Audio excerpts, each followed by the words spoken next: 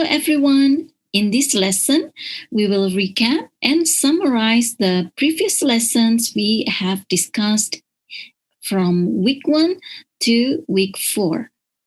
We will do this in preparation for the final quiz. So, without further ado, let's get to it.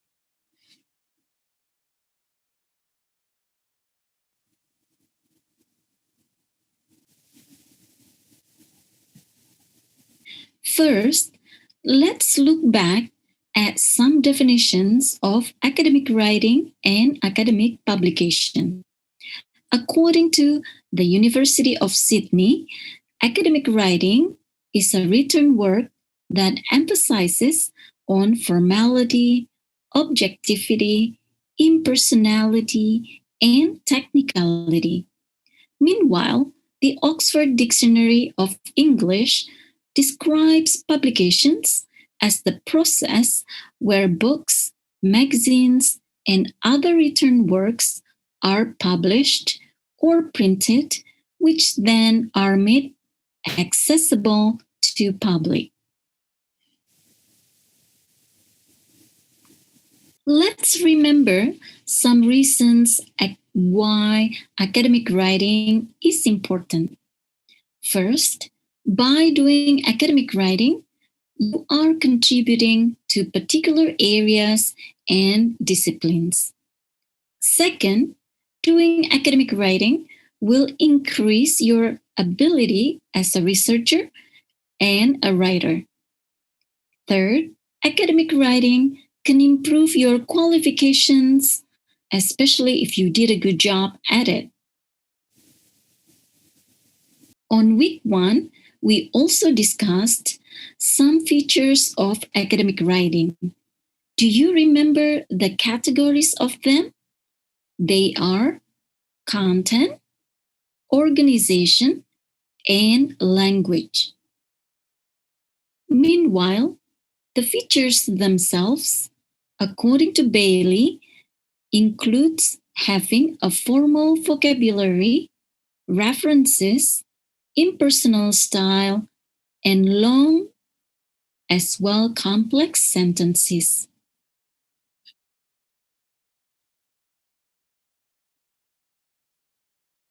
Moving on to week 2, we explored some facts about academic text. For instance, we learned that academic texts are published after being assessed and evaluated by experts. We also learned that it provides the reader with factual, precise, rather impersonal, and objective information. Academic texts should also be written in formal language.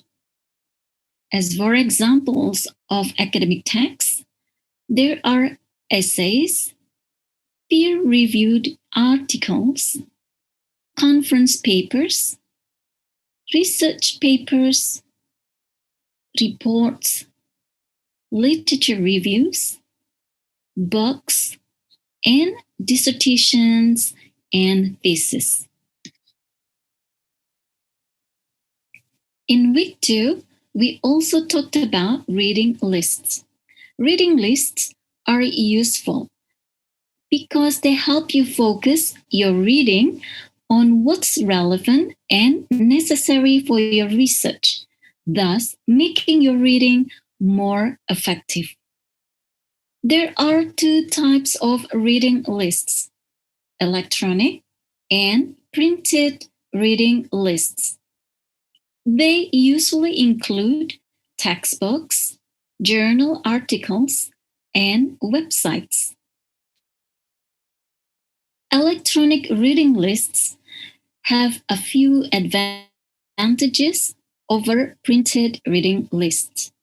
Among these advantages are: it's more accessible, it is more efficient, and due to having separate portals, the sources are often more relevant.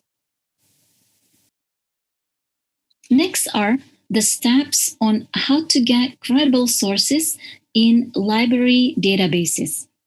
First, make sure you identify and search for academic texts and scholarly resources. Second, make sure you find the best database according to your needs and topic. Third, think of specific keywords related to your concept terms to make your search easier. Fourth, use different searching strategies to get the best results. Fifth, use the database effectively. You can do this by limiting your search results using criteria like date of publication, certain authors, specific theories, and so on. You could also find results that have subject headings that are highly cited. Six, make sure you use biblical organization effectively. You can use reference organizer tools that are available for free or at small fee. These are some of the strategies that you could use to implement how to get credible sources in a library database.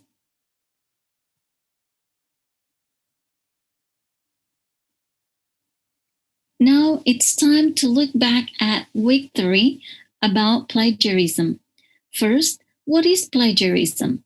If you remember, according to Oxford University, plagiarism is defined as claiming work and ideas of others as your own work, whether consensual or not, by integrating the ideas without correctly acknowledging and citing the original authors.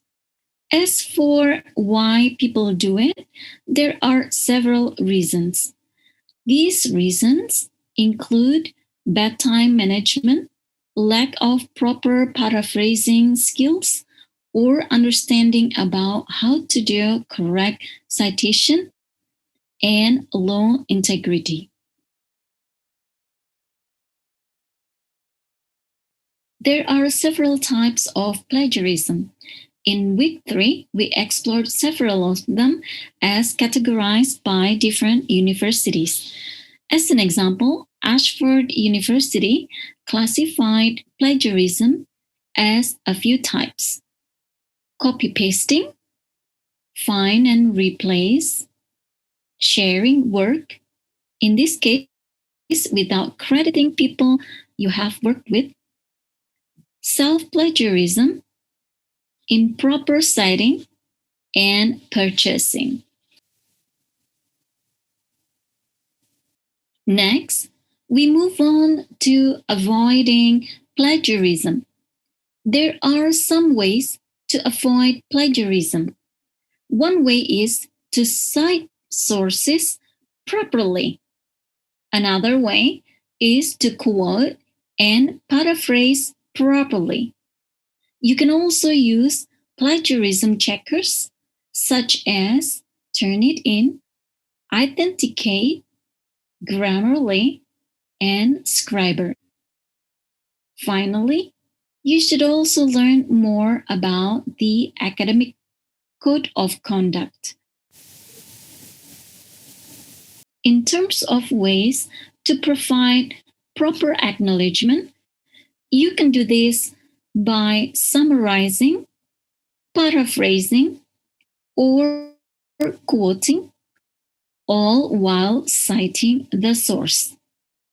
This also involves several different referencing styles, such as APA, Chicago, MLA, Vancouver, or Harvard styles, and so on.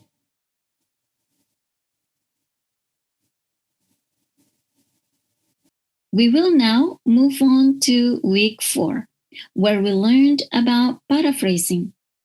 First, what is paraphrasing? Well, we explored a few definitions.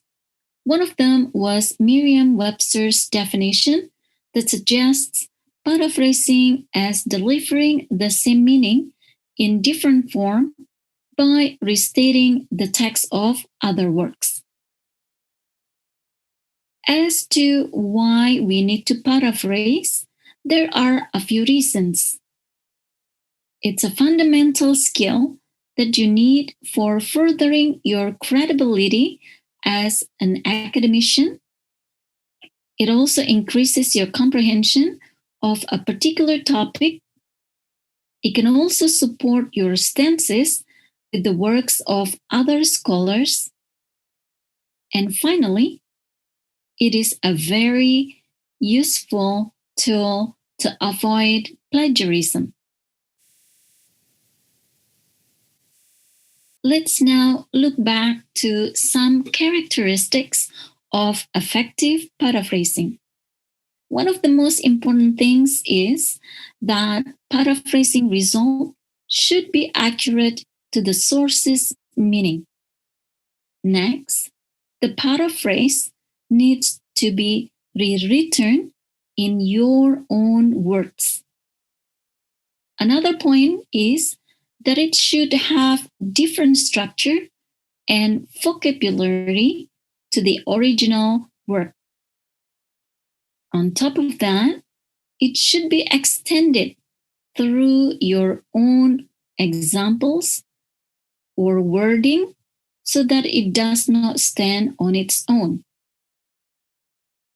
Another thing is that specific terms of particular fields can remain unchanged. Finally, it should be properly cited. Finally, we will look back at some paraphrasing strategies that we can use. First, you can find synonym of particular words. Second, you need to restructure the sentences that you are paraphrasing. Third, try to switch the voice of the sentence. Finally, try to modify the parts of the speech. Remember, you should use a combination of these strategies to paraphrase, not just one. These are some of the examples and ways to use so you can paraphrase more effectively.